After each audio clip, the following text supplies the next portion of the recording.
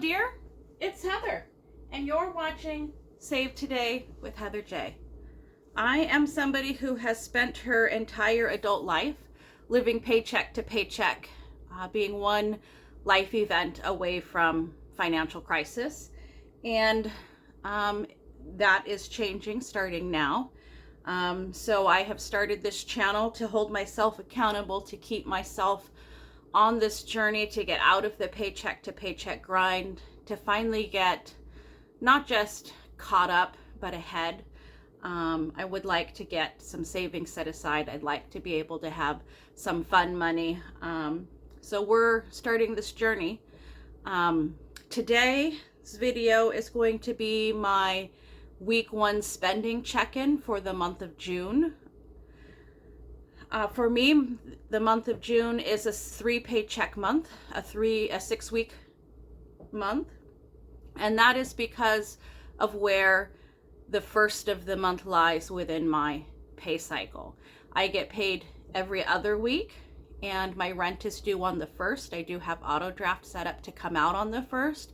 And so whatever pay period happens to hold the 1st of the month, that's when my month starts. For June, that month actually started for me the 19th of May.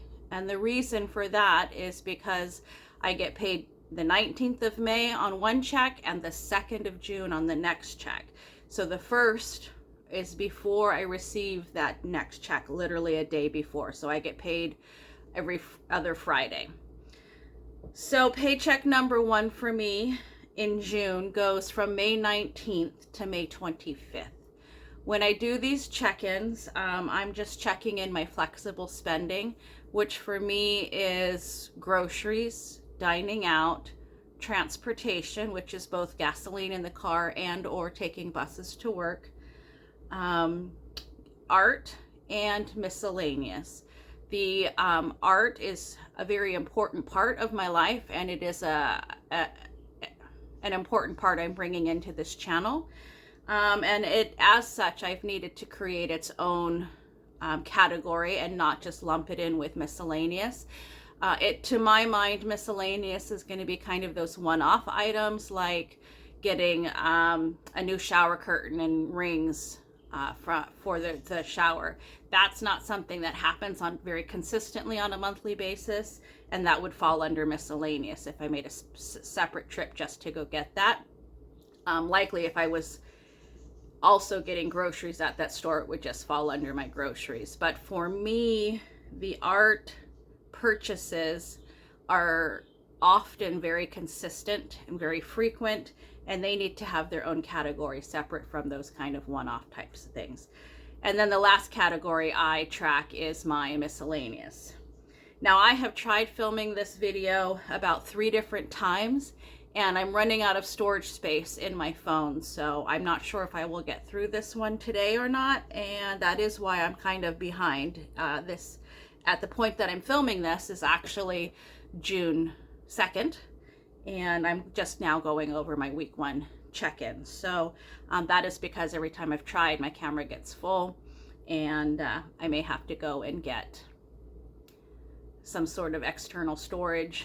I'm in the process of kind of exploring what those options will look like. But let's get into today's video and the spending for today. In an effort to make my videos faster, I have pre-written everything down. I talk a lot, and when I'm filling things out, I'm moving more slowly so things can be look a little bit better than my chicken scratch normally is on these papers. And so there does tend to be a lot of dead air. So let's see how far we get and if this is going to cut out or not. The first purchase I had was on the 22nd of May in the groceries category. I went to Kroger's and I spent $51.52.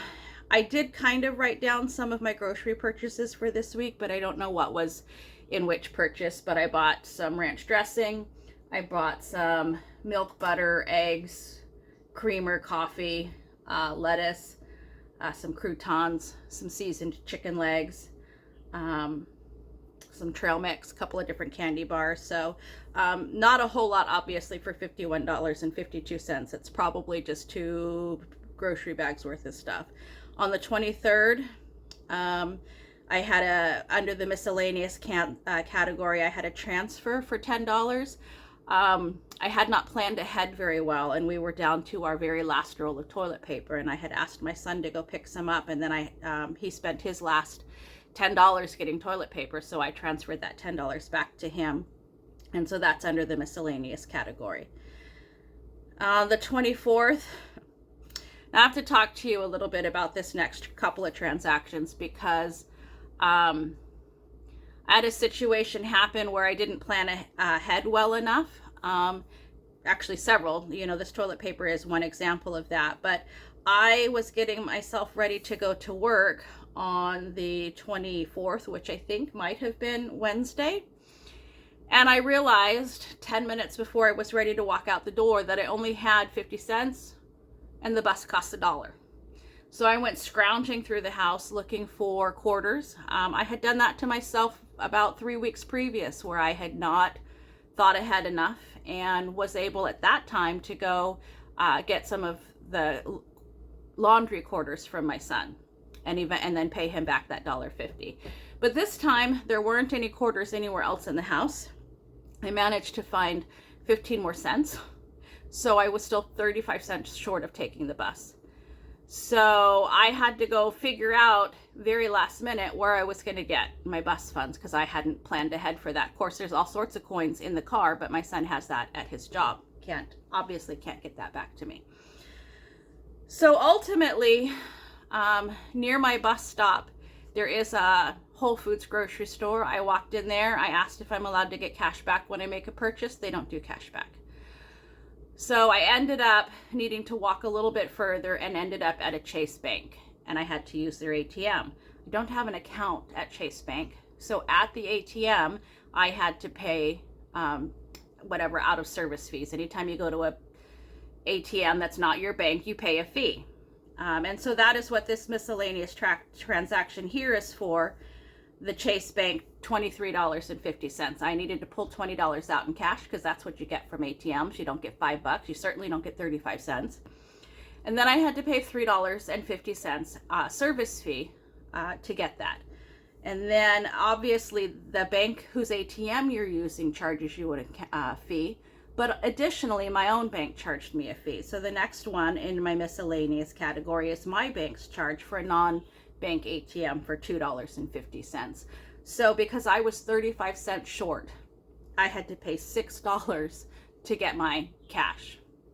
So hopefully this lesson was painful enough that I will remember this going forward, and I don't need it to be more painful, because I had to pay $6 to get my 35 cents and I was late to work that day. Why does it take so much for us to learn these lessons over and over and over again? I didn't learn it 3 weeks earlier when I was having to scrounge coins in the house. Maybe now I've learned it. We'll find out. And then also on the 24th, that evening on the way home, in the dining out category, we went to Taco Bell, and I spent $20.36 getting dinner for the evening, because it had been a day. After we were done eating, I then went to the grocery store, again to Kroger's, and spent another $30.04. And as I said earlier, I'm not sure which of those items I bought on which transaction, on which of those days, but that is what I ended up purchasing for that week, is everything I listed already. And then the last thing I have listed for this week's, for week one's flexible spending, is transportation.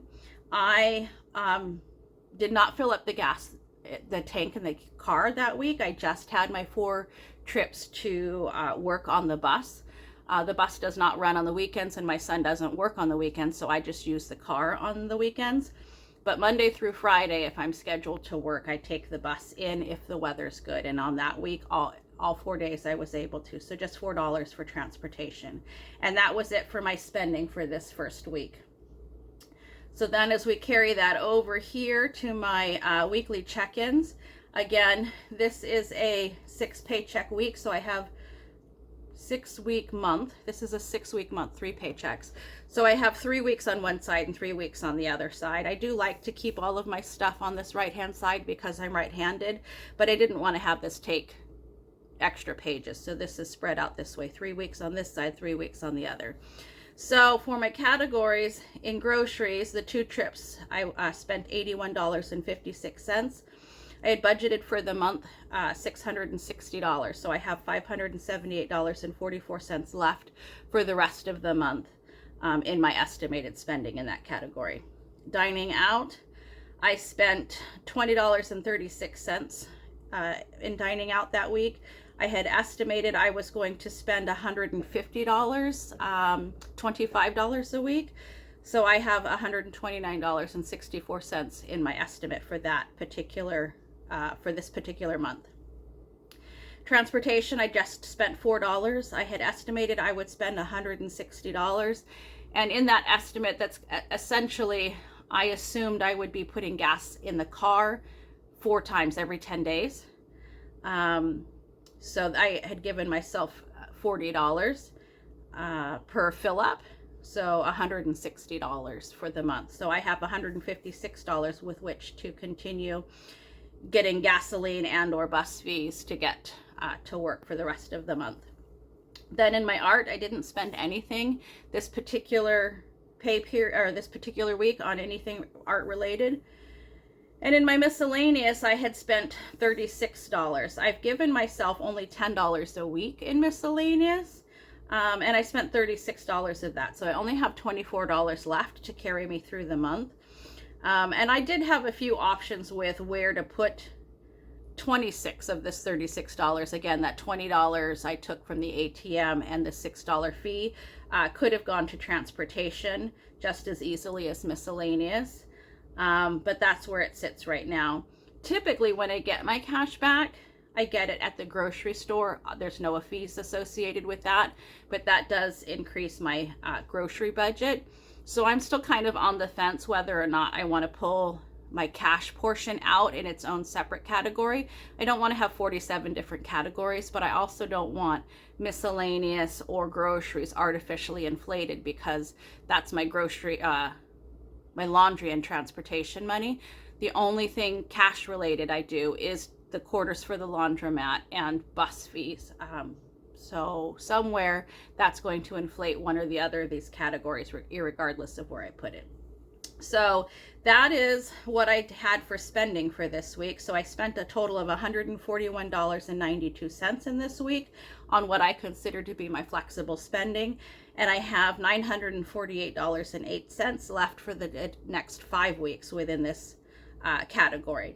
We'll see how that carries me through the rest of this month and whether this month's estimations were a little bit better and in line, and where I need to make adjustments in July. And that is going to be it for the budgeting portion of my video. And so for those of you who are only here for that and are checking out now, I thank you for stopping in with me today. Have a good day. Now, at the end of my videos, I have chosen to have a craft at the end of the video for a couple of reasons. The main one being that's what's going to keep me motivated. I want to attach something I thoroughly enjoy to this budgeting, which is something I find very stressful and often unpleasant, because things just don't go as smoothly as I would like them to. So this month, in the month of June, I'm working on a project for my eldest granddaughter. Several years ago, she and I went to the Joann's Fabrics and picked out some fabrics in a pillow form, and she asked me to make her a heart-shaped pillow. And I said I would, and I thought it was going to be easy, and it had not been. And ultimately, it got set aside. So for the month of June, I thought I'd bring it out again and work on that. And I thought, oh, it'll be easy. I seem to have all of the supplies purchased for that. And this is the cover for that. I've got this. So I'm going to tell you some challenges I had with this. Initially, I laid my layers together and I put my pom-pom trim on the outside. I basted everything together. I basted the 2 layers together, and then I basted the pom-pom trim on top of that. And then I hand stitched my pom-pom trim all along the edges. And then I just was getting to the point of putting my zipper in and thinking the next step of when I was going to pull everything to the outside. And I realized that in stitching the pom-pom trim on the top here, when I flipped everything out, my pom-pom trim was going to be hiding within the pillow and not poking out the edges like it's supposed to be. Let me tell you, I said some very bad words very loudly. And I ripped everything out, and I realized almost immediately at having to start take that out, that was probably the second or third time I had put that pom-pom trim on incorrectly. That's why it got set aside the last time. Of course, I didn't remember that until I was reliving that moment. So I had to pull everything apart, and my instant reaction was to toss it to the side again and forget about it, do something new. No, because I'm probably going to make that same mistake when I come back. I needed to get it put together right immediately so I didn't forget. So then I basted all of the layers with the pom-pom trim inside, and I basted the zipper on. And before I took it to the machine, I thought, well, I better stuff my pillow form in there and make sure I've given myself enough room. And then it was too big. I had put the trim and the stuff way too close to the edge, and now it was kind of flopping around in there. So I had to take everything apart again and bring this into where my old stitches, I could still see where it had been originally all those years ago. So then I had to move it all in and try it again. So I got everything basted down, and now everything is hand stitched in on my pom-pom trim, and my two layers are just basted together.